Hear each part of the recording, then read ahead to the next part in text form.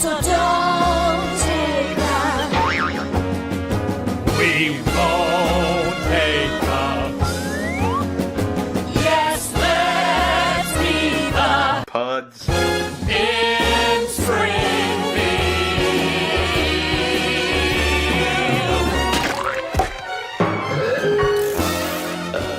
Phone's on silent, okay. Phone's on silent. Who's on third? Episode 35 of Pods. In the key. Oh. Springfield. Tonight we are looking at Season 4, Episode 3, Homer the Heretic. And then another episode, also from The Simpsons. Season 4, Episode 4, Lisa the Beauty Queen. Lisa, the beauty queen. I feel like I should front load that I have a sore throat tonight.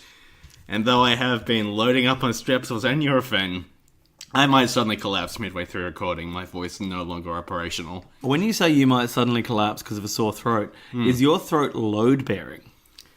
Yeah, when you've got a voice like this, your throat's really carrying you through the day. How many people you know with a throat like this? Not many, if any.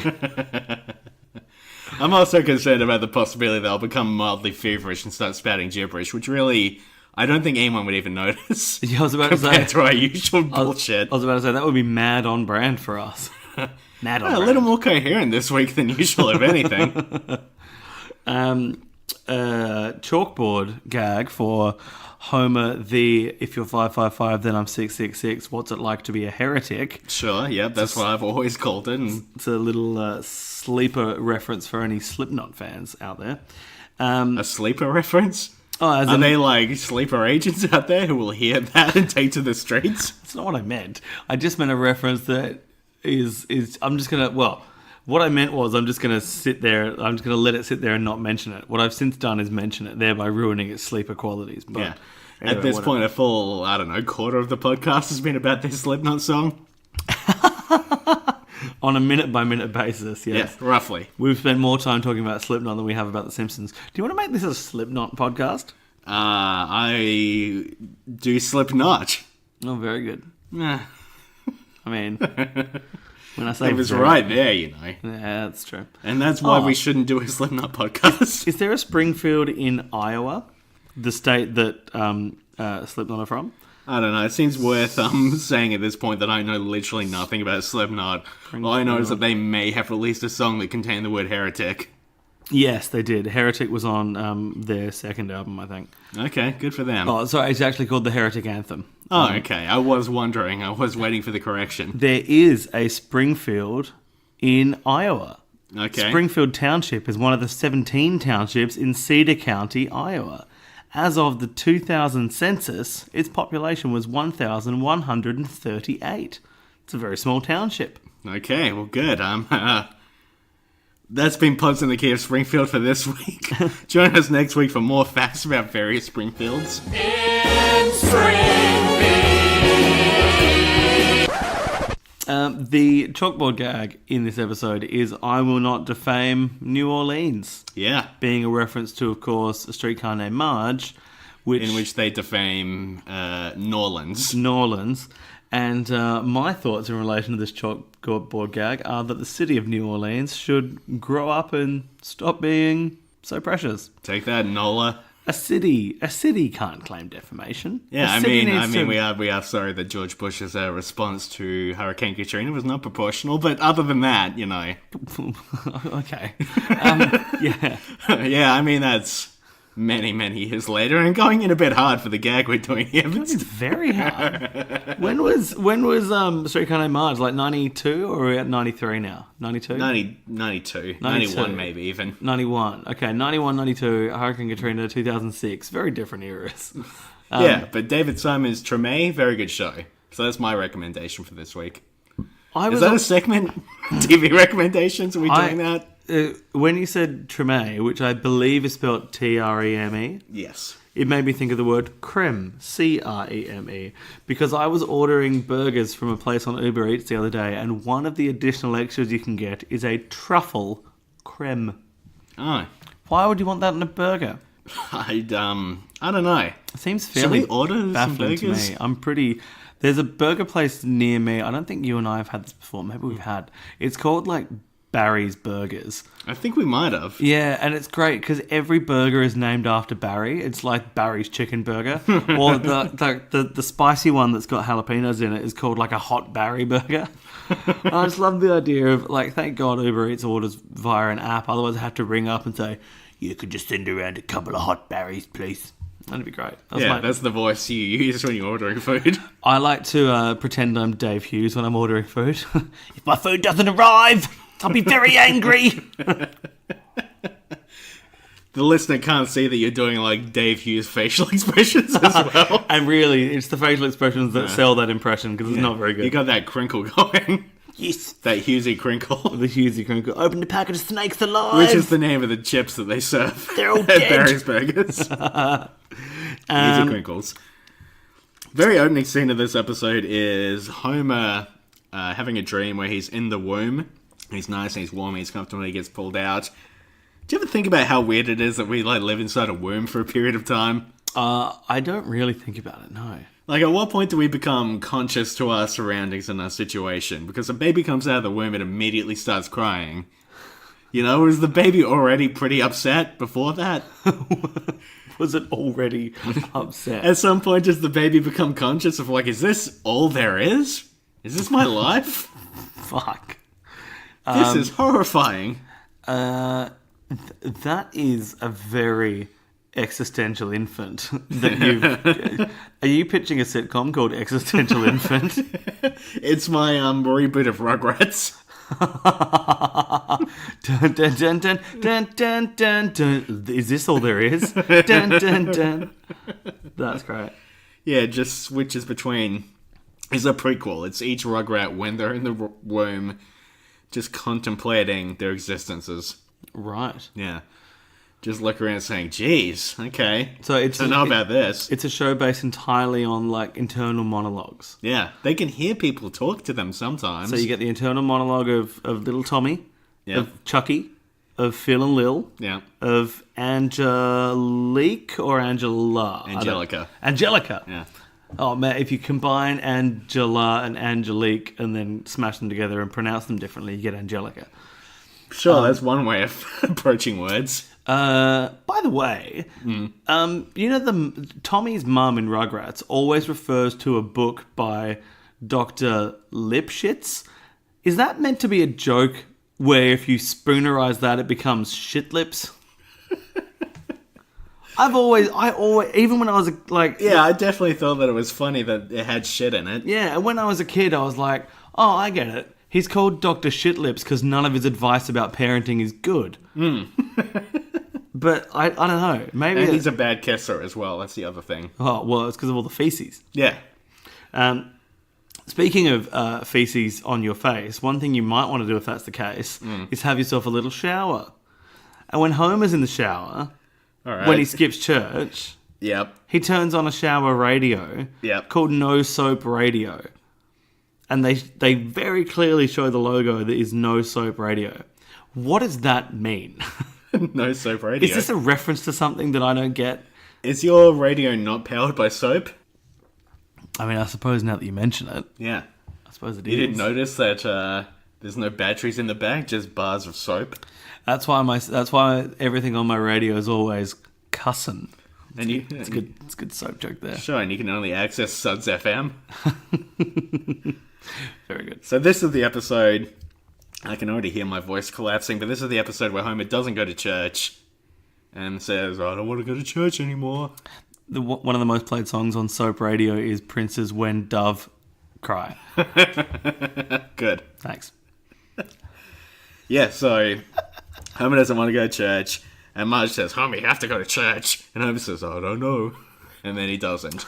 And then the house burns down. And then Marge says, gee, Homer, I don't think the Reverend's going to like this. Hey, boy, I'm going to go to church. Jesus Christ. I really think delirium's setting in. So I think I'm catching your delirium. Like that Ben Lee song. It's a real Ouroboros between us, I think, of delirium, just bouncing back and forth. We are a snake eating its own tail. Yeah, I think so. Is that not a little bit too human centipede for us? I don't know, man. Imagine if the human centipede did connect back together, though. What is that? Right? And then it's just in the background, you can hear, it's the circle of life, and it moves us all through despair and hope. So, my second note for this episode, after the whole worm thing... You're going to have to edit those down, by the way. Yeah, I know. Yes, I've got a hashtag, followed by Homer was right. I think Homer is fully within his rights to not go to church. Oh, of course. And I think it's totally fine. Going into this episode, I said to you, I don't know how I'm going to feel about this one. It's been a while. I don't know whether it's going to annoy me. Parts of it did a little bit, but I think ultimately what this episode says isn't so much that Homer needs to go to church as he should be nicer to the people who do go to church. Yeah. Which I think is fine. That's fine. Yeah. Homer was right. Yeah. This is an interesting episode for me because there's so little investment in the conflict for me. It's like, wait, it's a bad thing that Homer doesn't want to go to church. All right, well, I haven't been doing that for 32 years and I've turned out just fine. Apart from the fact that I'm an objectively horrible person. Yeah, I mean, it kind of feels like... I know this is not what would have happened, but it almost Thanks feels for not like... jumping in with a correction there, by the way, James. What? It's been less than 32 years? Yes, that's correct. That's Sure. the fact I wanted you to disagree with. So, yeah, the thing it feels like, I know this is not how anything works, but it kind of feels like somebody was given the task of writing an episode about Homer needing to go back to church, but they didn't really believe that he should go back to church because it's so full of arguments for why it's perfectly fine that he's not going to church. And it shows characters, including God himself, agreeing. So this is an interesting episode. This is a better episode than I remembered. Yeah. At the start when he doesn't go to church and it shows him, you just got to have 2 notes. You haven't said anything about this episode. Shower, no soap radio, and I will not defame New Orleans. I think your eagle eye it would do you a favour to look away from my notes when I cross them out. You said that like it was a curse. You were like, no. This is becoming It would do you a favour. This is becoming a running thing. What's Nick crossing out? It would do you a favour to take notes of my paper. You say menacingly while mixing together. It would do you a favour to not look at the notes which I have kept in my book. You say this while you're like mixing together like a bunch of powders and herbs. You then blow in my face. Eye of Newton and tongue of dog. What do the Macbeth witches mix up? Don't know. Do you want me It's to Google fine. it? No. No, you don't. I knew you didn't. Right in. So this episode makes it seem like Homer is living a very restrained life. You know, it shows him enjoying these pleasures that basically amount to watching football, peeing with the door open. You live alone? We both live alone. Yes. You don't close the door when you pee, I assume? Of course not. Now when I have people around and I go to the bathroom, it takes until I'm in there and I'm about to pee. I think, oh, right, I have to close the door now. There are other people here. Interesting. I've been living like a fucking animal. But it's great. It's liberating. Weirdly, Yeah. like, more liberating than it should be, frankly. What, peeing with the door open? Yeah. Yeah, right. Yeah. No, but see, when you do that, it's the front door, and you do it in your hallway. That's true, yeah. I mean, I can see why you find it so much more liberating than Homer should. Yeah. Yeah. Yeah. Should I not be doing that, you think? Look, a man's home is his castle. Yeah. And some people like to wee on their castles. Yeah. I've always said that. That's why I was kicked off the chess team. Yeah, and you're a staunch anti-monarchist. You're a big believer in being on the castle. I was about to arc up and say, am I a steward? And I'm like, no, you're right, I am. Yeah, cool. Oh, wait, there's a thing that I can be against? You're right, I'm probably against it. They also show him taking great pleasure in saying the word ass. Yep. And it just seems like he's not like he is living a fairly restrained life, which we know is not really true. He seems to It's completely... be a provocateur around town. A provocateur. It's completely inconsistent with the swear jar. Yeah. The swear jar from a previous episode, we know that Homer swears around the house all the time. And now he's relishing in the fact that he's saying arse. I don't buy it. Now, when they show Marge and her children, who are Bart and Lisa and Maggie And the town of Springfield, who I consider to be the sixth character on the show. Sure. They show these kids at church and they're hating the sermon. Something I start to think of is, I don't know much about how any of this works, but what is the distinction between when a kid goes to church and when they go to Sunday school? That's a really good point. Because they show the we kids sometimes see going them to- at both, yeah. I mean, I think, I don't really know either, but I feel like Sunday school takes up a portion of the church service. How long is the church service then? See, that's what makes me think I'm wrong. What I also think may be the case is that I know, especially in American churches, after what America's going to disagree with me there. I'm going to say based America, right in. but if you're listening, America Ferrera, Ferrero Rocher. Yeah. What? I think in parts of the Midwest and the kind of upper West, up around Massachusetts-y. Is Yeah. that west? No, that's east. Sure, whatever. Whatever, somewhere. I think that after the church service, there tends to be like a gathering, and people bring a plate of food and whatever. And I wonder if the Sunday school happens in that part. Huh, interesting. I'm not entirely sure, to be honest. Okay, well, religion, right in. I think in I think in the context of Springfield, it's wherever the children need to be to make the joke land. Yeah. Yeah. Which tends to be the case with every single thing that happens on the TV show The Simpsons. Sure. So, there's the bit just after the church service where Marge's car doesn't start. Yeah. I've got a note here saying, car not starting, townsfolk are jerks. Why did everyone in the town leave? Surely Marge was not the last person to get in her car. Surely other townsfolk saw her struggling to turn it over. Well, once church is over, you've just done the most religious thing you can do. There's no reason to be a good Christian after that. Ooh, that's a really interesting point. Oh, coming in hard on that one. Swinging hard. No, I just feel like someone should have been there with some jumper leads. Speaking of which, a week ago, I was in a car park watching someone who was literally parked, like our cars were parked end to end, bonnet to bonnet. That's weird. I'm Yeah, making butt a to piece butt, of... got it. No, not Requiem for a Dream. Our cars were parked... A movie that I have not seen. Oh, I have. Why have you seen Requiem for a Dream? Because Jared Leto was in it and I was a big emo fan. I used to be into 30 Seconds to Mars. Come break me down. Bury me.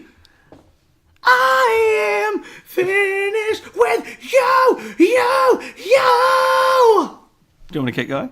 Look in my eyes. You're killing me. I really wish I'd started timing you when that started so I could have said, and that's 30 seconds. Would Would have been good. Didn't think of it. Wasn't quite on the ball enough. That's all right. You're sick.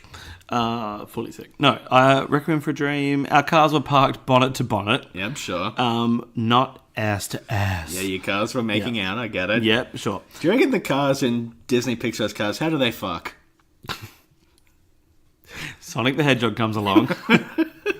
No, I'm not sure that the cars in Pixar's cars, I'm not sure if they do get it on.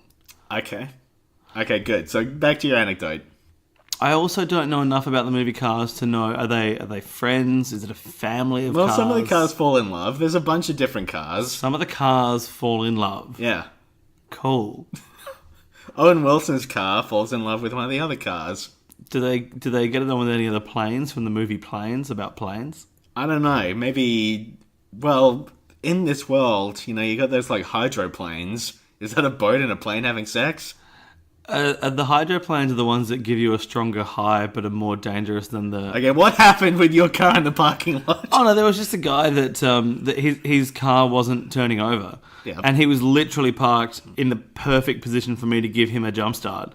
So I walk over, I grab the jumper cables that I carry with me in my car, Sure. grabbed them out of my car, held them up, and I was just kind of gesturing at him. And he wound his window down, stuck his head out and said, "Nah, mate, she's right." And then spent the next 30 seconds going, And I'm sitting there going, it doesn't sound like it's all right. Eventually, he got it going and drove away. But I was like, it would have been heaps easier if you just said, yes, please. Yeah. And I got really excited, actually, because I bought jumper leads a long time ago because I had this phase I went through when I was driving, and I was like, wait a minute, if I had jumper leads and could kickstart someone's battery and get their car going again, I could save a life. Which is a bit grandiose, really. It's a bit over the top. But I went out and bought some, and that would actually have been the first time I would have used them. Yeah, and you could have saved that man's life. Well, because I killed him out of frustration. But I was so disappointed that he didn't want my help. So, Yeah. cut his brakes. You cut a few different breaks along the row in the hopes that other people would think they had problems, and Oh, it's not how cars work. I needed it to be a lesson. Oh, okay. I needed it to be a lesson. Look at what will happen to the rest of you if you refuse my... Is this another one of your curses?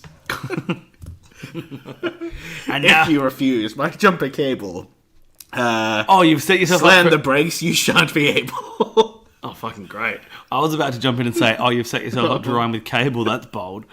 I would have said... Lights of yellow and green and red. Mess with me, you'll soon be dead. I was going to... There we go. Yeah, I think that's better than the cable able one. I was going to suggest, now for the way you've made my heart break, you will no longer have the functionality of brakes. Yours is more formalised and less witchy. Sir, for the way in which you have made my heart ache, I must inform you that you simply will not be able to brake. Pardon? No, you see, in the first instance, I meant B-R-E-A-K. In the second, I meant B... it works better written. It works better written. Look, have you got a minute? If for the way that you made my heart, etc. I'm done with that bit. So, Homer's watching The Three Stooges. Just a bit of fun with homophones. Yeah, good fun. Good Yeah, times. good fun. Homer is watching The Three Stooges. Oh, the Stooges. And yeah, I will show you these Stooges. You will show me the Stooges? There's a little bit where we both enjoyed, where he's watching the show, and he starts laughing, and he says Mo is their leader. I really enjoy that. Now, what I like about that is that makes me think about when I was younger, and I showed You my... and Yuzi had so much fun. Jesus Christ. How far are we from this podcast is breaking? And not working anymore? You being sick demeans us both. So, it reminds me of being younger and showing my grandfather Gary Larson Farside comics. I even noticed, by the way, that people sometimes call them Gary Larson comics instead of Farside, like people know the name. That's interesting. Anyway, I remember showing him these comics and finding it very amusing that what he found funny about the comics was rarely like the joke in the comics. Yes, totally. It'd always be like, I get it, that cow can talk. Fuck. That's wonderful. These men are idiots, that's the joke. Oh, that's so funny. I remember I was a big Farside fan when I was like late teens.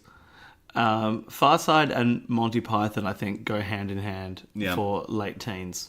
Sure. Me. And I had a book that was like a collection of heaps of them.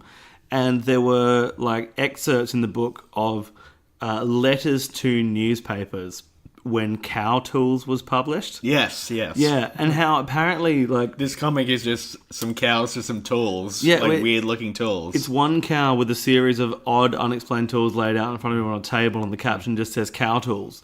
And apparently, this comic drove some people mad. Yes. They were writing into newspapers saying, "I do not understand this. You need to." And it's like I looked at it and went, "Well, it's just a funny little riff on what if cows made tools." Yeah, that'd be funny. It'd be really funny. And I don't know, it's interesting the way that these reactions snowball out of control. Snowball 2, The Cat on The Simpsons. Speaking of The Simpsons... Is that a movie, Snowball 2, The Cat on The Simpsons? Sure. Sure, sweet. I look forward to it. I would like to know more about most snake handler religion. I pre-crossed out 2 notes, by the way, because I realised during the episode that they weren't going to go anywhere. If you're wondering, if your wandering eyes are wondering why I've got 2 pre-crossed out notes on my... yeah, but you want to know more about most snake handler religion? Yeah? What do you think it entails? Apparently getting bitten by snakes a lot. Yeah, because he's covered in snake bites. Covered in snake bites. But what does that mean? Snake bites are when you get both sides of your lower lip pierced, Yep. and then you can put a ring in each one. Okay, and that piercing's called a snake bite. Okay, so somebody with those is biting his hand, you're saying? I think that's what's happening. But what kind of religion is this? I want to know more about this snake hand. Is this like a real thing? Should we have looked this up? I'll look it up. I'll look it up right now. We've done the cursory research that eludes me because I'm sick and dying. I get the feeling that snake handling is not going to be a real religion. Snake handler religion. Oh my god. That came up awfully. What? Oh, fuck. Alright. Okay, here's a story from ABC News, ABC American News. Jesus Christ. This is from February 17th, 2014. The snake-handling pastor of a small Pentecostal church in Kentucky died after being bitten by a rattlesnake during a weekend church service.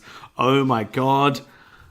Jekyll, his surname is the same as mine, but it is spelt differently. And his first name is the same as mine. Oh my god, this guy is the combination of the two of us. Oh my god. Now, and he died of snake bites in a church? Now, I don't actually give out my surname on the podcast, but listeners, it's a homophone of my surname. Yeah. The pastor of the Full Gospel Tabernacle in Jesus' Name in Middlesbrough. Wait, are you telling me there's... Oh, sorry. Full Gospel Tabernacle in Jesus' Name in Middlesbrough, Kentucky, was handling a rattlesnake during a service when he was bitten on the right hand Saturday night. But when the ambulance arrived at 8:30 p.m, their EMS team found that the pastor had gone home. So he's also an idiot, just like the two of us. Sure. He verbally refused treatment, and he was unconscious when... Oh my god. And then... So the ambulance crew got to his house, and he was unconscious. And then his wife signed a form declining medical treatment. This guy's a fucking idiot. I feel like being bitten by a rattlesnake in a church is the least likely way either of us could die.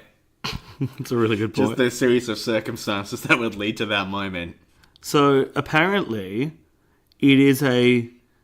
apparently there are a couple of different Pentecostal churches around America which practice a several century-old Christian tradition of worshipping God with venomous snakes. Huh. Including... So Mo is one of them. Including copperheads, possibly called Joe.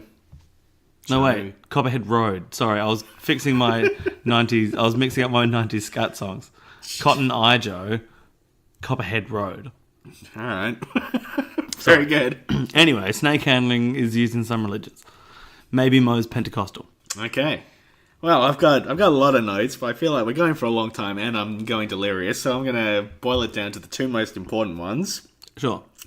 Just how religious is Marge exactly? Because in this episode, she seems very religious. Right? Yeah, more religious than normal. Don't make me choose between my man and my God. Because you just can't win.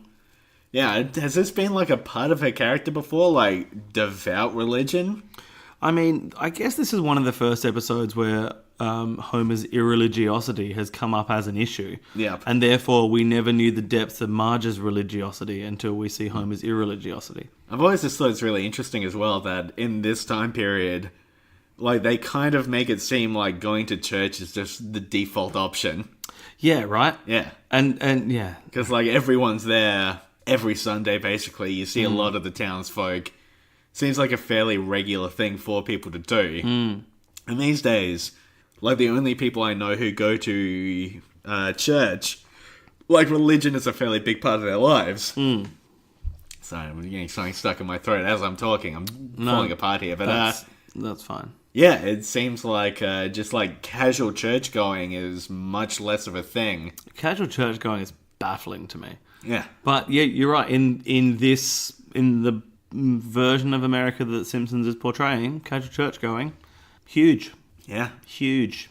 But yeah, Marge is very religious, and that comes up a few times. It's big in the Simpsons movie. Remember the Simpsons movie? I'd rather not.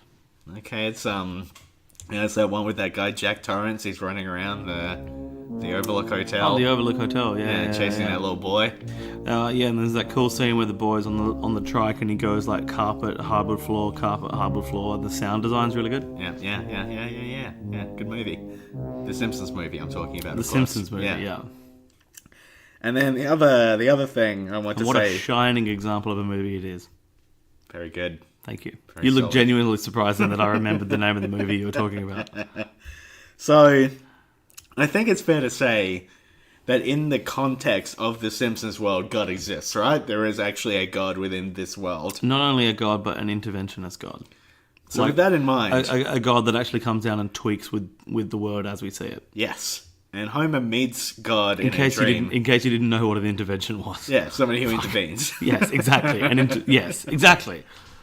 So Homer... Yes. Homer has dreams and he meets God. And God's got 5 fingers. He's like, hey, Homer, this thing you're doing's alright with me. Does this mean that Homer... Does he actually meet God, or is this all just a dream? Is it a death dream? Or... Ooh. It's probably not a death dream, but although he does say he's going to die in 6 months. But does he actually meet God? Fuck, is this a canon meeting of the god in the Simpsons universe? Well, I guess... God, who is in many ways the 13th or so Simpson. The We've Lost Count member of the Simpsons. I do not necessarily think it is a meeting. I do think it is a...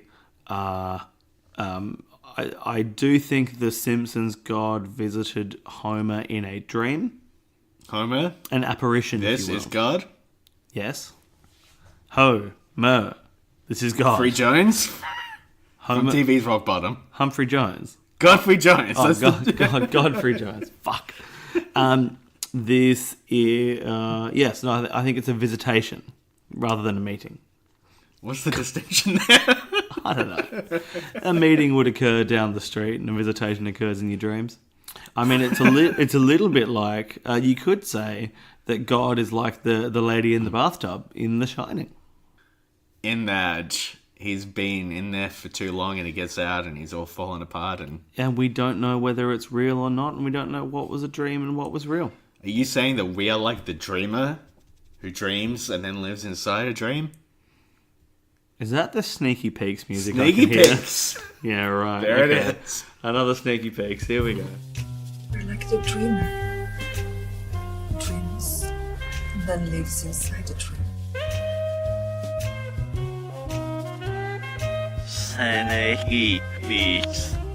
I've got one more note to say about Homer the Yes, Heretic. sure. Luann is in the fire department. I really like that. Yeah, it's good that they have one woman, Yes. exactly one, Yes. who doesn't get any lines in the episode. Correct. She tears when the fire is extinguished. Yeah. And that's it. As most firefighters should do. So Homer the Heretic, much better episode than I remembered. It's not an episode that fucks necessarily, but it's a Sure. good, strong episode with a bit more going on than I remembered. It's Lisa the Beauty Queen, or Lisa Yas Beauty Queen, spelled with a K, as I've written it here. I would have gone with You're Tearing Me Apart, Lisa the Beauty Queen.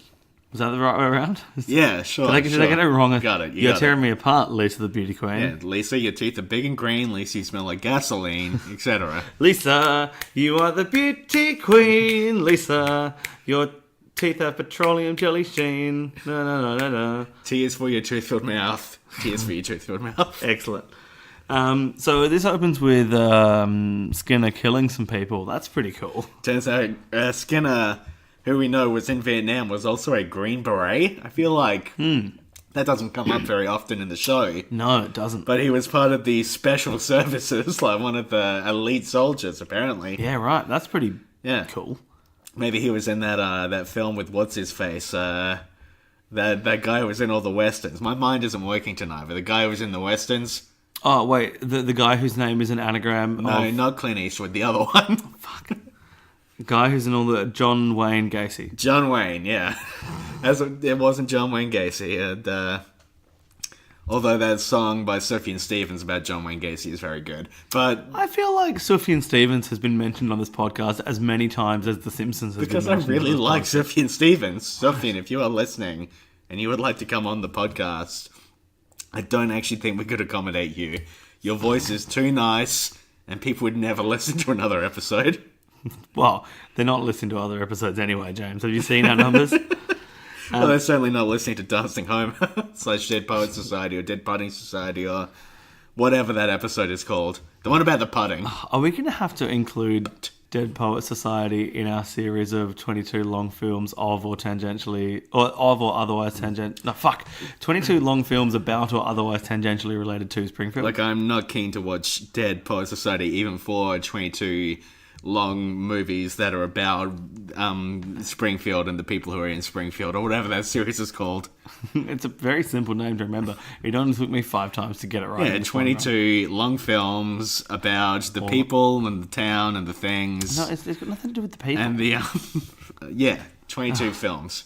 All right, so we won't put that on the list. We'll throw it away. I mean, it doesn't actually get referenced. There's never like an "Oh Captain, my Captain" moment in The Simpsons. There's one in Family Guy, but that's not The Simpsons. No. Is the Family Guy not The Simpsons? The Family Guy is not, despite being branded as il plagiarismo. Yeah. In the episode where they go to Italy. Yeah. Family Guy is not The Simpsons. Huh. Interesting. Do you want to know something interesting about Willie's haggis stall? Yeah, kind of. My note on that was, remember when forward food was inherently a joke. Yes, Yeah. that's good. Something I like is that Willie says it's good for what ails you, Yeah. which is, there's actually a running theme tonight, because in the first episode we watched, Homer invites Marge to get into bed by saying it's good for what ails you. Which is funny, because I'm actually sick at the moment. Yeah. So I need... Haggis and to fuck Homer. Yeah. Yeah. So look, Also- if anyone out there listening is willing to give me some haggis and fuck me... No, but you must be called Homer. No, I don't think that's... Also, a lot of people say that, haggis tends to have a reputation of being quite gross because it's made with some offal. It's made with sheep's heart, sheep's liver, and sheep's lungs. But to those people, I want to point out that it also has onion, oatmeal, and salt. So it's not completely gross, Yeah, sure. It's got onion, it's got oatmeal, it's got salt. It's All often of my favourites. It's often I love served to mix onions with oatmeal. and salt. Yeah. It's often served with turnips and potatoes in a thing that Scots people commonly refer to as neeps and tatties. I'm a big fan of parsnip. Yeah. Whenever I'm eating parsnip, I'm always thinking, why do I not eat parsnip more often? Actually, yeah, I said turnip, but I think you're right. It might be parsnip. Why did I say parsnip if you said turnip? I don't know, but I think you're right, though. I think it is actually parsnip, not turnip. Wait, what? So I fucked up and somehow corrected got you. it right. Yeah. Okay. Also, have you read the poem Address to a Haggis by Robert Burns? No, I have not. So Robert Burns, like famously terrible Scottish poet. Sure, okay. He does. He has a poem called "Address to a Haggis," which the second line of this poem, James. Yep. So the first line is "Fair far your honest sonsy face, great chieftain of the pudding race." Great chieftain of the pudding race. He calls a haggis the great chieftain of the pudding race. They said this guy's a bad poet. Well, I mean, the rest of this poem is not very good. It's going to be impossible to read without doing a Scottish accent, and I'm not sure that I want to put myself on the line by doing Yeah, that. I understand. Fair fa your honest sonsy face, great chieftain of the pudding race, aboon them I yet take your place, pinch tribe o' therm, wheel our wordy your grace as lang's me arm. The groaning trencher there ye fill, your hurdies like a distant hill. Your pen was help to mend a mill in time of need, while through your pores the dews distill like amber bead. Now say onions have layers, ogres have layers. Onions have layers, ogres have layers. There we go. Do you think he's compensating for something with all them fucking layers? Alright, that's unnecessary Scottish corner. That was also Shrek corner. Roll them in together. It's a far more aggressive Shrek, though. I mean, Shrek tend not to do much swearing in the... I can't feel my legs! Fuck off with your wee fucking legs! I'm fucking Shrek. Donkey! Get Get fuck yourself, man. Not interested in your poncy fucking sonsy legs. Yeah, fuck yourself in the pond. I'm off here fucking the Pond, it was a swamp. a swamp. I'm off here with Don't care. I'll be off with the great chieftain of the pudding race. I enjoy that Amber Dempsey was crowned Pork Princess and Little Miss Kosher in the same week. Yep. It's a fun joke. It made me laugh.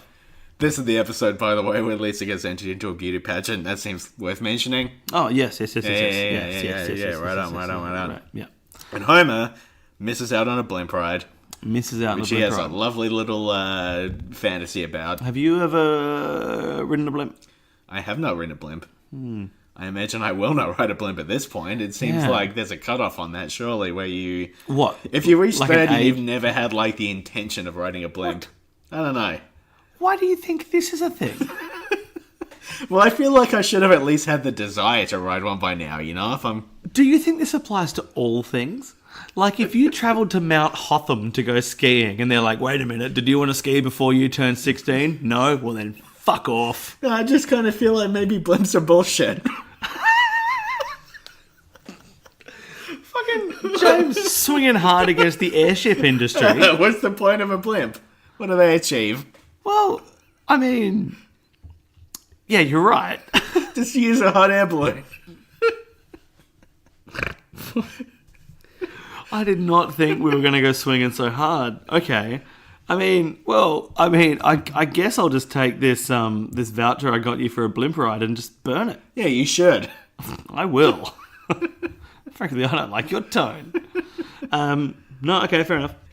Yeah, but it's a nice little thing that Homer's so attached to this blimp ride, and then he gives it up. Gives it up immediately for little Lisa. There's a fun little thing in this episode that I think is actually quite clever and almost bordering on deep even, where Homer just fundamentally misunderstands why Lisa is unhappy, Yes. but works so hard to fix the issue that it all kind of works out anyway. Yeah, that's an interesting point. Yeah, because he thinks, well, Lisa's actually beautiful, so the right way to deal with this is to make her enter this pageant, because he thinks the issue is purely, it's really more of an internal thing for Lisa, that even if she won the competition, Yeah. she still wouldn't feel, quote-unquote beautiful, although the episode kind of drops that after a certain point, but still, I think it's nice. Yeah. Do you think if this was a modern episode, how many times do you think Beautiful by Christina Aguilera would play? I think it would be the entire episode. Just the video clip over It and would over again. basically be a music video. We are moving In every single way. My name's Christina Aguilera. Yeah. It is weird that she consistently introduces herself in her songs, It's isn't so it? weird how many artists do that in all of their songs. Jason Derulo is a big one for it. Yeah. Example? I don't know. Doesn't he just constantly shout Jason Derulo throughout all of his songs? You might. I've never listened to any of his songs. It was 20 years ago today. We are the Beatles, we're here to play. It's just a thing that every band... Yes, yeah. that's true. Or We will rock you. We're Queen. these aren't even very good. What about when you go? That's the catchphrase for this podcast, I think. What about when there's that one big rock band from the 80s who are still around now. They've had a very successful career, and what they do is they get a second band to play a stage at the back of the room. Yeah. Hang on. Yep. And they get them to play they get the second band to play one of their hit songs. So then it still counts as a self-introduction, because they're saying, "Whoa, we're halfway there. Oh, Bon Jovi's over there." And then everyone in the crowd goes, "Oh, fuck, Bon Jovi over there." And then they turn around and watch the real band. See, I thought you were going to do a U2 joke where they would perform and they'd come up and say, "Oh, U2?" Oh, well, that would have been better, actually. Yeah, it's fine. Thanks for punching that up. See, that's why I tried to stop and you're like, no, because I'm going this way. I'm like, I think I know where you're going, buddy. My favourite But part I about didn't. Yeah, because when you jumped in and you're like, "Oh yeah," I was like, "Oh, there's no way. There's no way you've clocked this punchline." If you can very generously call it. No, I get it. It's a standard Bon Jovi ruse. It's as predictable as I wish I could think of the name of any move in chess. Any move in chess. I went to go for a predictable chess play. Moving the pawn forward. Moving the pawn forward. There we go. Yeah, from fucking... You see that? He moved the pawn forward. From VHS to DVD, we're just moving the pawn forward. Yeah, and then Blu-ray, because of course pawn took up Blu-ray rather than HD DVD. That's why Blu-ray took off more than HD. I feel like, yeah, but doesn't everyone say that about literally every... see, the reason why the Ten Commandments are written on stone tablets is because porn was the one that took up stone tablets. Because it used to be true. Now it's not, because it's internet. Yeah, exactly. But I'm not sure that it was ever actually true at the time. I think people look back on it and teleologically put the points together. I mean, you know why vinyl came back. Sex sounds so much better on vinyl. No, I'm a real audiophile when it comes to my porn. I just want the soundtrack to be on vinyl. They're just so much warmer, man. You know what fucks me off about the whole vinyl obsession? People say it sounds better because it sounds warmer. You know what you can do with the digital stereo? You can set your fucking EQ. Set your EQ properly. Vinyl shit. Oh, jeez. I feel like of all the things we said on the podcast, that is the thing most likely to make people really angry. Totally right. I'm actually nervous about the fact that episode. I mean, if Big Airship don't get us, Big Vinyl will. I've always said that. So something I enjoyed. I'm trying to write like a vinyl limerick in my head, but no, I'm not going to do it. I'm thinking like Wax and Wayne would be in there somewhere. Anyway. Wait, is a limerick, like, is that the Once Was a Man from Nantucket? Is that a limerick? Well, limerick was not really the word I was looking for. It was more of a witch's curse. Oh, you're going for a rhyming couplet? Sure. Sure. Hang on. No, I'm not. So, something that I think should be mentioned, because it's a bit I like, is the dance instructor at the pageant. Yeah. Step, pause, turn, pause, ho, ha, guard, turn, parry, dodge, spin, ha, thrust. Very good.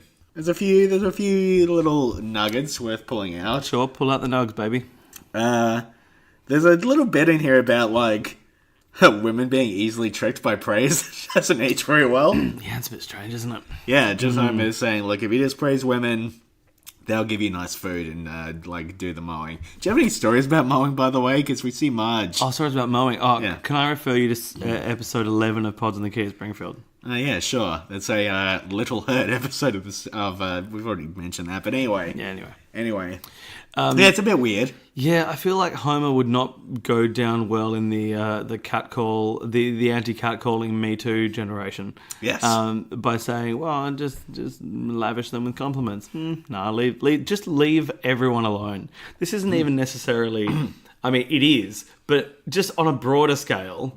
Take it out of the feminist sphere for a moment. Just leave everyone alone at all times. And if you're going to praise people, make a genuine praise about things that you actually believe and matter to you. Just don't bother. Just don't have any investment in anyone. It's so much easier to get through your day. I think you're taking too hard on this, maybe. No. Tell everyone to fuck off. No, I didn't say tell them to fuck off. I just said don't take any interest in them or pay any attention. Take your bridges and burn them down. Oh, Robbie Burns has a poem about a bridge falling down too. Yeah, London Bridge is falling down. Serves him right, the bastard. Call that a bridge. This is a bridge. My voice does not work. No, it doesn't. Neither does my mind. When Lisa talks about how loving your country is uncool, she says, she uses the phrase real Melvin. Real Melvin. That's not a phrase I have heard since this episode. I feel like that is the last use of that word to mean anything. I know that in almost every episode of Pods on the Key at Springfield, I suggest an idea for a t-shirt. Sure. I really want us to have a t-shirt that just says... Imagine a black t-shirt with yellow writing that just says Real Melvin. Real Melvin. I want it. I'm going to make it for myself. All right, do it. You have threatened to make so many shirts at this point. By the time this episode goes up, go to redbubble.com, search Real Melvin. You'll find a t-shirt by a designer called Nick Ibis. That's me. Buy it.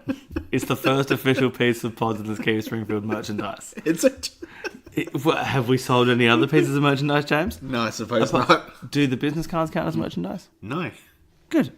that's advertising. They are an advertising tool. Yes. But really, James, isn't all merchandise a form of advertising? I mean, when there is no ethical consumption under capitalism, you know. Nice. Speaking of that, I enjoy the sting about wasting food becoming a new trend in America. I enjoy that And as we well. just see a guy empty a roast turkey into a bin and then fill the bin with milk. That's great. Yeah. What a tradition. I mean, you have to keep your milk either in the fridge or in a cool, wet sack, as we know from The Simpsons, traditionally. Yes, that the is bin true. is not a great place to store your milk. I would tend to agree. So I'm going to try to get through some of my notes before my voice completely explodes and my throat stops working. I go to the hospital bleeding. Now, Nick, Amber Yes. Dempsey thinks that the Bill of Rights is a good thing. Do you want a glass of water? Do you think the Bill of Rights is a good thing or a bad thing? Okay. You've really sprung this question on me with no notice at all. Listener, I would like you to know that Nick is batting his lashes at me coquettishly. On the one hand, I suppose you could say that the Bill of Rights is a good thing because it provides protection for certain rights. On the other hand, Australia does not have a Bill of Rights. And I was about to say our human rights record's doing just fine. But It's not. It is not if you are on any of our offshore processing facilities. Yeah. And even If you're even aware of them. if you're even aware of them. Then again, America has a Bill of Rights and they don't have a particularly good human rights record either.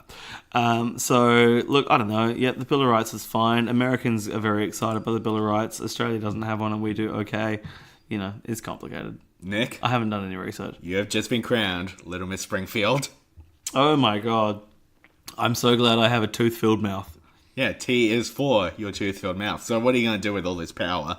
With all this power, I'm going to wield it, I assume. Yeah, because isn't it a little weird how much power Lisa gets in this episode? I mean, yeah, because she goes on to become president, and then Bart has like a band that he needs to borrow money from. Am I getting my episodes confused? No. Good. Yeah, I don't know. I mean, she's on the front page of the paper challenging the mayor. Yeah, actually, that's pretty. I feel This though. episode takes a hard pivot in the last minute. I feel that is not inherent in the position of Little Miss Springfield. I feel like that is Lisa using any ounce of limelight to kick up a fuss that she would have otherwise kicked up anyway. I don't think that is a position or a motivation specific to the role of Little Miss Springfield. I'm just thinking about the mere fact that she even has a limelight. Can you name any person under the age of 9 who means anything to anyone? Yes, as a matter of fact, I can. Okay. Have I talked about... I phrase that as broadly as possible. As a matter of fact, yes, I can. And I may have told the story on the podcast before, and you know the story I'm talking about. The Melbourne paper that asked three kids, how would you improve the city of Melbourne? And I think one of the kids said, I'd give everyone $1 million. And one of the kids said, I don't know, toys.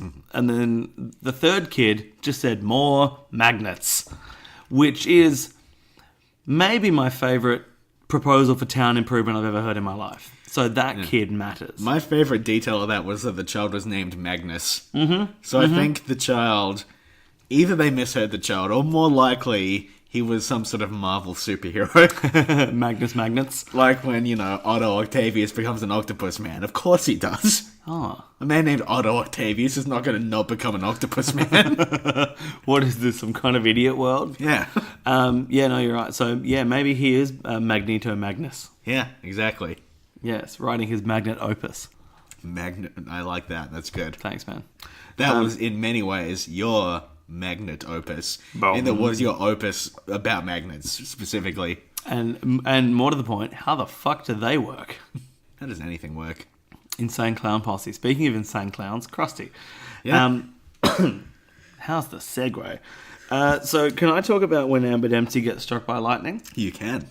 So This being your podcast about The Simpsons. it's a bit bold. I'm going to enjoy listening back to this and hearing my voice degrade over the course of it, by the way, because I can... I've got the headphones on and I'm really enjoying what you're doing. By the end of it, you're gonna absolutely Julie Kavner. Yeah, I started as a Marge and I've turned into a Selma. And then you'll end up as I Marge's just mum. gotta meet Bob Cummings. And you'll end up as Oyster Lucy. I was going to say Marge's mum. I have severe laryngitis. No. Sure. Fuck, what was I going to say about... Krusty. So Amber Dempsey gets electrocuted by lightning. We don't see that, but we see the very nonchalant reaction of Bart to it. And then they have a ceremony out the front of 742 Evergreen Terrace to crown Lisa as Little Miss Springfield. Yep. They hand over a crown that is still smoking, a scepter that is melted, and then Krusty gets hit by lightning again, leading me to believe not only is this taking place on the same day, it's taking place in the same afternoon, it's taking place in the same storm. It's like 20 minutes later. How did they arrange this handover so quickly? Yeah. It's crazy. And Lisa's just completely down. And, like, Amber Dempsey has won the Miss Intensive Care pageant by then as well. Within 20 minutes. Yeah. Ish. Ridiculous. There or thereabouts. It's crazy. You can only stretch the elastic so far before it snaps. In this is elastic the fabric of space-time.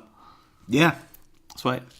See, Sure. I don't like to stretch my elastic. I prefer to fold it over like an omelette. Ooh. Ho, ho, ho, ho, ho. Oh. I don't actually have an omelette theory on this. Thank God. Fuck. I just have very little energy left. Bob Hope says that Mayor Quimby's golf ball spends more time underwater than Greg Louganis. Yep. Greg Louganis is a diver.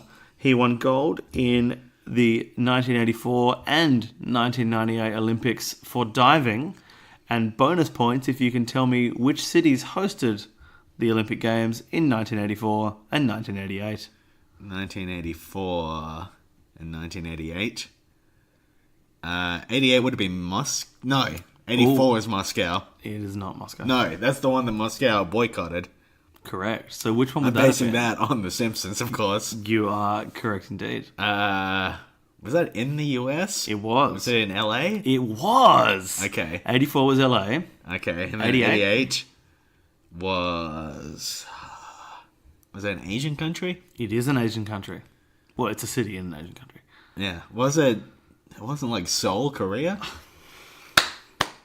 It is Seoul. There we go. Seoul, South Korea. That's really genuinely impressive. I honestly expected you to say fuck off, I'm not answering those questions. Oh man, that's... You know, what's really funny about how impressed you are with that is there are definitely like a lot of people out there, well, a handful of people out there listening to this and saying, that's not a difficult question. Yeah, I know, but... To me it was. Yeah.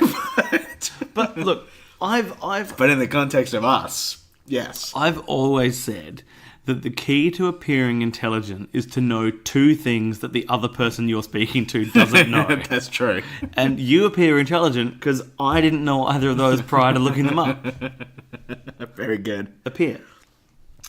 It is weird, though, that they do send Little Miss Springfield to, like, greet the troops. Yeah, That's a strange thing to do. I wasn't into that. No. No, it's a bit... This episode does seem to fundamentally not really know, like, what somebody in that position would actually do when they're 8 years old. That's a really good point. Because I suspect... Which is fine, because they wouldn't do anything. Yeah, exactly. I suspect the answer is nothing. Yeah, they would just get, like, a gift card to Denny's and be sent home. Denny's? Yeah, it's an American chain. Oh, is it like a diner? Yeah. Right. Cool. Sorry, I didn't understand. Yes. The other thing I was is, wondering if it was a shop that sold crowns and scepters. That's all. there's a whole thing in this episode about the Laramie Cigarette Company and Yes. cigarettes being bad. Whatever. The main thing I want to know is what's going on with Menthol Moose. There seems to be an actual moose man. There is no hint that is a costume. No, that's a really good point. He's just an anthropomorphic moose wandering around. Is it Bullwinkle? I think it might be Bullwinkle. Has Bullwinkle hit hard times and he's become a pink suit wearing shill for the cigarette companies? Yeah, I think Rocky fucked off. Had a career elsewhere. Fuck. I assume you can do a good Rocky impression. Okay. It just seems like a thing you'd be able to do. Hang on. I'm trying to remember. Bullwinkle's just a bit silly like this. That's not good. But That wasn't too bad. I'm trying to think because I had a VHS of Rocky and Bullwinkle. Rocky's a little lower, but that's not it. That's not quite it. No, I used to watch So, hang on. I need to tell you what's going on in my head at the moment. I used to watch a VHS of Rocky and Bullwinkle all the time. Sure. I have lots of quotes from that in my head. Yeah. None of them are Rocky, and they are all fucking weird quotes. Like, there's one where the Postmaster General says, "What's wrong, fiduciary?" And there's another one where someone is... That classic line. Yeah, I know. There's another one where the police officer is talking to someone about some stamps that were used in a fraud thing, and he says... Sponsored this week is Stamps.com. Stamps.com. Yep. And the police officer says, "The stamps, sir. Blue chips, sir." And that makes no sense to me either. Then there's another one where they the Coast Guard, the US Coast Guard, sees Bullwinkle's antlers and thinks that it's a sub rising up, so they bomb it. They bomb Bullwinkle as he's coming out of the ocean. Oh, no. And then the chief of the Coast Guard person says, "Send out a telegram to all the newspapers. Sighted sub, sank same." I've got all these very odd Rocky and Bullwinkle phrases, but not a Rocky quote that I can leverage for the voice. And then... what was the bad guy's name? Boris Badenov. There's one where Boris and Natasha, yeah. Boris and Natasha Badenov. There's one where Boris Badenov is he's counterfeiting cereal box tops to try and win, like the top of cereal boxes, to win a competition where you need box tops. And he's got his little counterfeiting press, and he's singing a little song with 1, 2, 3, a leery, 4, 5, 6, a leery, 7, 8, 9, a leery, 10, a leery box tops. I've got lots of... I remember that. I've got lots of very odd Rocky and Bullwinkle in my head, and no Rocky. Hang on. Can I just pull up a Rocky and see if I can... we were talking about Bullwinkle. I just thought maybe... I know, but you can do one line. I now want to see if I can approximate Rocky. All right. Oh, wait, here we go. What about Adrian? I made a movie joke. You did. Thanks, man. All right, so Nick is looking up Rocky the Flying Squirrel in the hope of doing a possible impression of, I want to say her? Was it a her? I think they were both chaps. I thought Rocky had quite a high voice. Last time you remember, our heroes had captured Maybe Dick, the whaling whale, who turned out to be a huge pirate ship in disguise. Now they are gleefully steering Maybe Dick back to port, all unaware of the trouble that lies ahead, or rather, below. For deep in the hold of Maybe Dick, the defeated Boris Horatio Hornswoggle is preparing... Defeated? Who's defeated? We are, darling. You and me and Rollo here. Nonsense, just a little the fuck is setback, Rocky? So? Boris, if we were set back in Where the is corner, Rocky? we'd be up. Oh, here we go. Maybe Dick. And we're heading for home. With And we're heading for home! All right, worth it. Good. Fuck.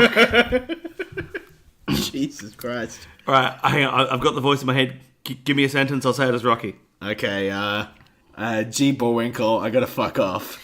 Gee, Bullwinkle, I gotta fuck off! There we go. Oh, fuck. So that's what happened. that So took- Bullwinkle became mental moose. That took so long. Also, I'd forgotten how, like, racially stereotyped Natasha and Boris are. Oh, without a doubt. Boris, what are we going to do about these things and these things, Boris? That's like where the stereotype comes from these days, I think. Probably. Yeah. So, Oh, Natasha. yeah. You know, Boris Badenov and the dad from the Addams Family are very my God. similar characters.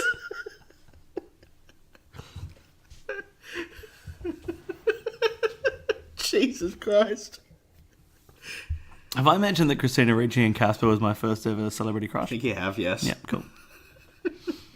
That's because she was in the Addams Family movie, which is that was the title. Yeah, I get it. So Lisa is stripped of her crown in like the last 20 fucking seconds of this episode because... There's a thing I want to say just before that. Yeah, okay. There's the meeting between the important people in the town where they decide that they need to dethrone Lisa. Yeah. And Wiggum says, "Is it okay if I open these potato chips?" Yeah. And I really sympathise with that because, you know, there's that thing that happens when you go around to like a friend's house and you can see on the kitchen bench there's a bag of chips there. And you want the chips. And it's just like an hour goes past and you go, they haven't opened the fucking chips. And you sit there going, can I just go up and open them? Or do I like casually mention, oh man, I really like some chips, hoping that my idiot friend will remember that there are chips on the kitchen bench? Why is nobody else eating these mixed nuts? Is that a thing? That's definitely my problem. You got mixed nuts somewhere and nobody else is eating any. Wait, what do you mean people don't eat mixed nuts? I mean, you go to a place and there's mixed nuts and like nobody's... What situation is this occurring? You need to break the seal on the mixed nuts, is what I'm saying. Who sealed them? It's a metaphorical seal, Nick. Oh, the metaphorical seal. Yeah. Okay. It's a seal that we can all break through by just having the confidence to eat that macadamia sitting on top. Right. Is it sealed with glass?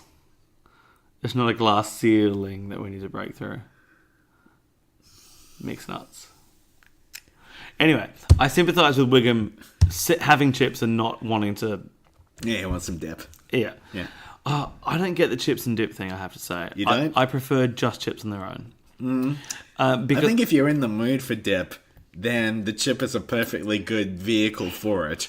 I think that often most dips paired with most form of potato chip too salty for me. I mean, I don't think the dip is going to enhance the chip. I think the chip is simply like it'll do as a vehicle for getting to the dip. I prefer a cracker. Yeah, but he didn't have any crackers.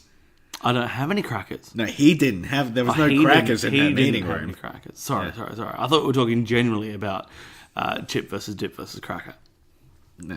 which might be the upcoming UFC fight. I'm not sure. I'm chip. I'm dip. I'm cracker. Yeah, a very unconventional three-way UFC fight.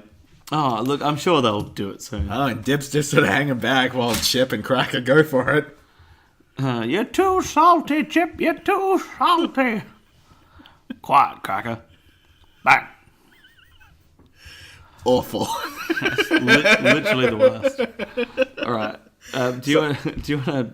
Yeah. So there's a quick thing I want to say. I'm listening. So Lisa's stripped of her title because Homer writes in this space that says, "Do not write in this space." Sure.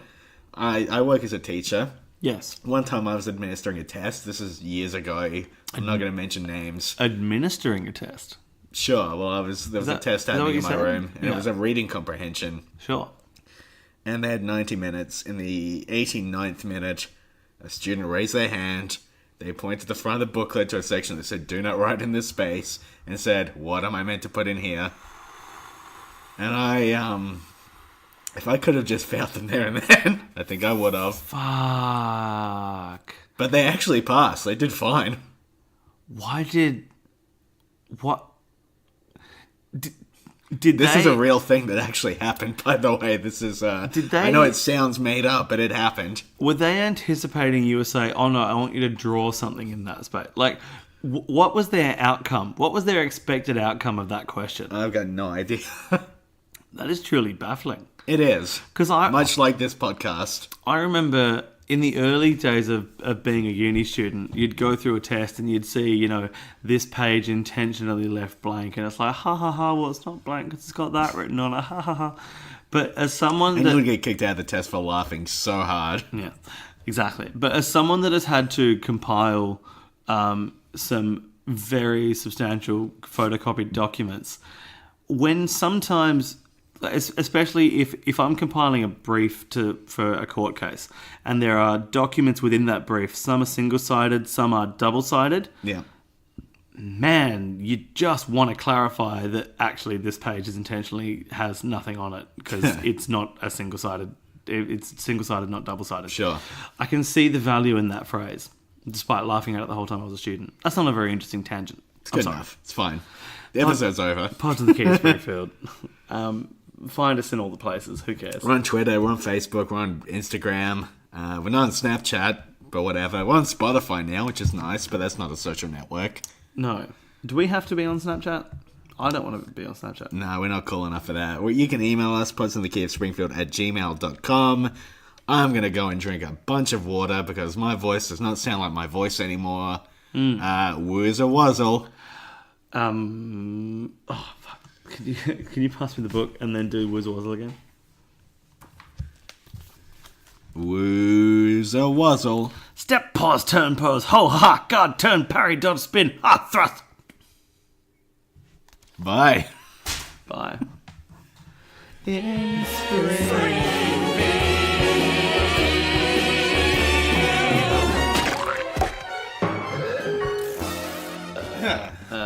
Published new episode, I'm assuming.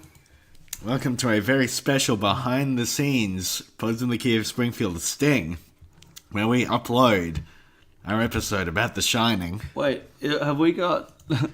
Are you specifically addressing the singer and bass player from The Police? Welcome to a very special behind the scenes episode, Sting. He is a good digger. Alright, so we are uploading the file. Well, file time not allowed. In what universe is the file? Well, It seems to be working. It seems to be working. Oh, we've got to go find the image, don't we? Okay, go to our Twitter account, because I posted the perfect image for it on there the other day. Twitter.com Pods in the Key? Key Springfield, that's our it's Twitter Key account. Springfield. We are a professional operation, and we know what we're doing. I don't.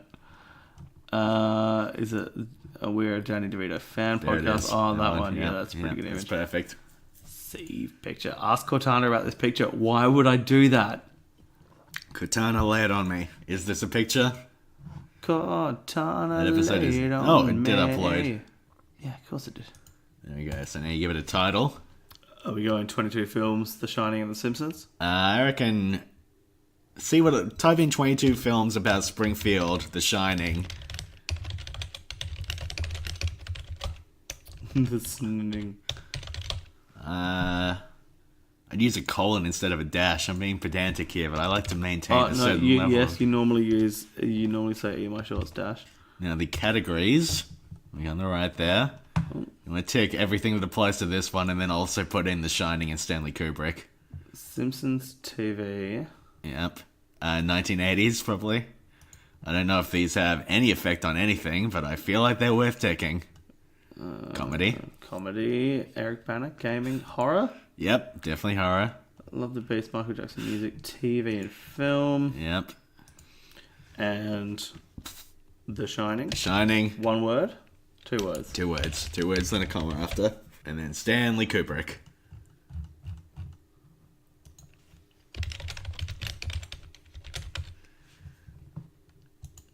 And then we need to write a little description of the episode. This is how the sausage is made. This is such a boring thing.